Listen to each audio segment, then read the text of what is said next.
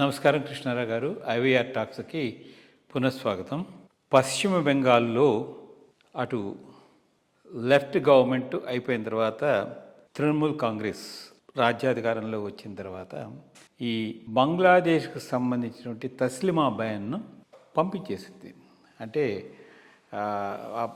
భావయుక్త ప్రకటనలు చేసేదానికి. సో ఇప్పుడు మళ్ళీ వెస్ట్ బెంగాల్లో రాజ్యాధికారం మారింది కాబట్టి ఇప్పుడు బీజేపీ గవర్నమెంట్ వచ్చింది కాబట్టి ఐ థింక్ ఆవిడకి 60-62 ఏళ్ళు ఉంటుంది.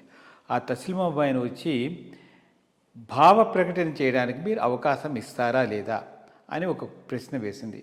అంటే దాంట్లో ఆవిడ డిమాండ్స్లో ఏంటి, మదర్సాల రద్దు గురించి ఒకటి మాట్లాడింది.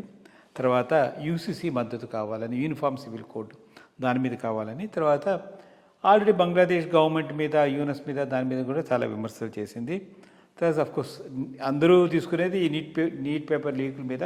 సో ఈ 4 అంశాల మీదను ఆవిడ ఒక 2-3 రోజుల క్రితం ప్రకటన చేసింది. సో దీన్ని ఇప్పుడు వెస్ట్ బెంగాల్లో బీజేపీ గవర్నమెంట్ ఏ విధంగా తీసుకుంటుంది, ఆవిడకి స్వేచ్ఛ అంటే యాక్చువల్లీ చాలా చక్కగా ఇన్ఫిల్ట్రేటర్స్ అందరినీ కట్ చేశారు ఈ ప్రాసెస్లో. సో బట్ ఈవిడ వచ్చి మళ్ళీ చేయడం వలన ఏమైనా ప్రాబ్లం వస్తుందా, ఏ విధంగా హ్యాండిల్ చేయాలి గవర్నమెంట్ అనే దాని మీద ఒక చిన్న వివరణ కావాలి. తస్లీమా నస్రీన్ ఈమె ఇండియాలో కూడా అనుభవిస్తున్న కష్టాలను బట్టి చూస్తే ఇది అసలు లౌకిక దేశమా or this is under ransom to Islamist అనే కూడా అనిపిస్తూ ఉంది.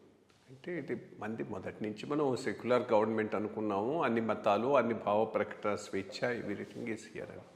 బంగ్లాదేశ్ నుంచి ఇక్కడికి వచ్చిన తర్వాత కూడా ఆమె భావ ప్రకటన స్వేచ్ఛను ఎక్స్ప్రెస్ చేయటానికి ప్రభుత్వం మారాలి అంటే ఈ ఫండమెంటలిస్ట్ యొక్క పట్టు కొన్ని ప్రభుత్వాల మీద, కొన్ని పార్టీల మీద ఎంత ఉన్నది అనేటటువంటిది మనకు అర్థమవుతుంది.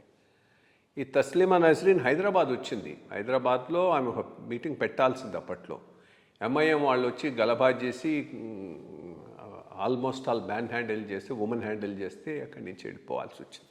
సో ఇటువంటి ఫోర్సెస్ను కట్టడి చేయలేనటువంటి ప్రభుత్వాలు వాళ్ళ నిస్సహాయతను తెలియజేస్తూ ఉన్నాయి. దీనివల్ల ప్రధానంగా ఇది లౌకికమైన రాజ్యమా కాదా అనేటటువంటి ఒక అనుమానం అయితే వస్తూ ఉన్నదంటే నిజం, దాంట్లో ఏమీ డౌట్ లేదు. అసలు ఈమెను గురించి కొద్దిగా మనం ఆలోచిద్దాం, ఇది ఈమె బ్యాక్గ్రౌండ్ ఏంది అని. బేసిక్గా ఈస్ట్ బెంగాల్, బంగ్లాదేశ్ అంతకుముందు ఈస్ట్ పాకిస్తాన్లో పుట్టినటువంటి వ్యక్తి. యాక్చువల్లీ ఒకటి ఏంటంటే గుడ్ థింగ్, ఇంత ఇస్లామిస్ట్ ఉన్నా, ముస్లిం లీగ్ అంత స్ట్రాంగ్గా ఉన్నా, లాట్ ఆఫ్ హిందూ మ్యాసకర్ జరిగినా కానీ ఒకటి ఏంటి అంటే కామన్ బంగ్లాదేశీ ముస్లిం సింక్రటిక్ కల్చర్కు రిప్రజెంటేటివ్. వాళ్ళల్లో చాలా ఆ హిందూ కస్టమ్స్, హిందూ ఆచారాలు ఇవి బాగా నప్పి ఉన్నాయి. ఇస్లాంను, హిందూయిజాన్ని రెండింటినీ బాగా సమన్వయం చేసి జీవిస్తున్నటువంటి వ్యక్తులు బంగ్లాదేశీస్. దీన్ని నేను వాళ్ళతో కొంతమందితో ఇంటరాక్ట్ అయినాను. ఇంగ్లాండ్లో ట్రైనింగ్లో ఉన్నప్పుడు 1 year ట్రైనింగ్లో కొంతమంది అక్కడి నుంచి వచ్చిన వాళ్ళు కూడా ఉన్నారు. అసలు డిస్టింక్షన్ కూడా అంత ఈజీగా మనకు తెలియదు, అంత కలిసిపోయి ఉంటారు ముస్లిమ్స్, హిందూస్. అది ఒక ప్లస్ పాయింట్. ఆ సింక్రటిక్ కల్చర్కు ఎక్సలెంట్ రిప్రజెంటేటివ్ తస్లీం నస్రీన్. అప్పుడు ఫండమెంటలిజానికి ఎగనెస్ట్గా, ఇస్లామిజానికి ఎగనెస్ట్గా బంగ్లాదేశ్లో పోరాడింది. బాబ్రీ మసీద్ డిమాలిషన్ తర్వాత హిందూస్ను టార్గెట్ చేసి మ్యాన్ హ్యాండిల్ చేస్తూ, హ్యూమిలియేట్ చేస్తూ ఉంటే దానిని ఎక్స్ప్రెస్ చేస్తూ లజ్జా అనేటటువంటి ఒక నావల్ రాసింది. దానిని అక్కడ వాళ్ళు బ్యాన్ చేశారు. బ్యాన్ చేయటమే కాదు, ఆమెను చంపేయటానికి పూర్తిగా ఈ మూకలనే ఆమె మీద పడ్డాయి బంగ్లాదేశ్లో. ఇంకా అక్కడ ఉండలేక స్వీడన్కి వెళ్ళిపోయింది. స్వీడన్ సిటిజన్షిప్ తీసుకొని అక్కడికి పోయింది. అక్కడి నుంచి ఇండియాకు వచ్చింది, ఇండియాలో ఉంటున్నది. బట్ ఇండియాలో కూడా ఆమె she has to live under protection అనేటటువంటిది it's a very unfortunate thing. భారతదేశంలో ఉన్నటువంటి లౌకికమైనటువంటి పరిస్థితులకు she should have had a free run. తను చాలా ఈజీగా ఉండాల్సినటువంటి పరిస్థితి. అటువంటి పరిస్థితి లేకుండా ఆమె భారతదేశంలో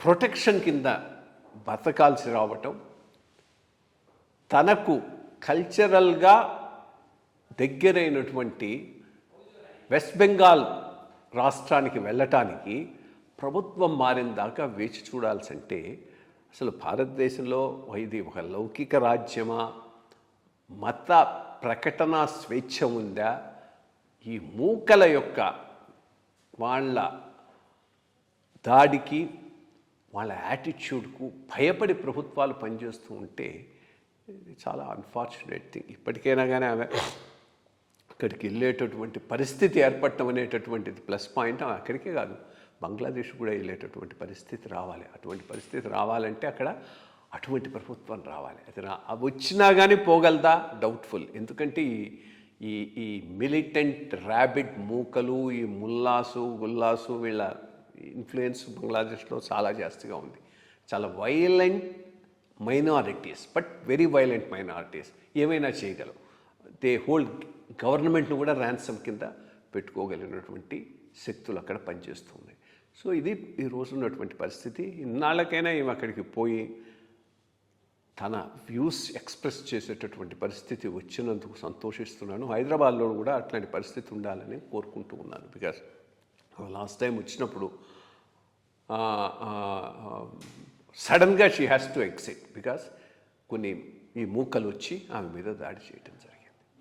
అంటే ఇప్పుడు వెస్ట్ బెంగాల్లో బీజేపీ గవర్నమెంట్ ఏ విధంగా హ్యాండిల్ చేసేదాని మీద అంటే బేసిక్గా బీజేపీ గవర్నమెంట్ ఉంది కాబట్టి ప్రాబ్లం లేదు ఈమెకు. బట్ నేను ఫండమెంటల్గా క్వశ్చన్ చేస్తూ ఉన్నది ఏ గవర్నమెంట్ ఉన్నా ప్రాబ్లం ఉండకూడదు. టీఎంసీ ఉన్నా కానీ ఒక ప్రాబ్లం ఉండాల్సింది కాదు. ఎందుకంటే దట్ ఈస్ కాన్స్టిట్యూషన్ ఇచ్చినటువంటి రైట్. దానిని ఆమె ఎక్స్ప్రెస్ చేసుకోవటానికి బంగ్లాదేశ్లో వెస్ట్ బెంగాల్లో ప్రభుత్వం మారిన దాకా ఆగాలంటే దాన్ని బట్టి మన దేశంలో పరిస్థితులు ఎంత దరిద్రంగా ఉన్నాయనేటటువంటిది తెలుస్తూ ఉన్నది. అది నేను చెప్తాను. బాగా చెప్పారండి. మన ఆ వాక్ స్వాతంత్రం గురించి చాలా చక్కగా విశదీకరించి చెప్పారు. నమస్కారం.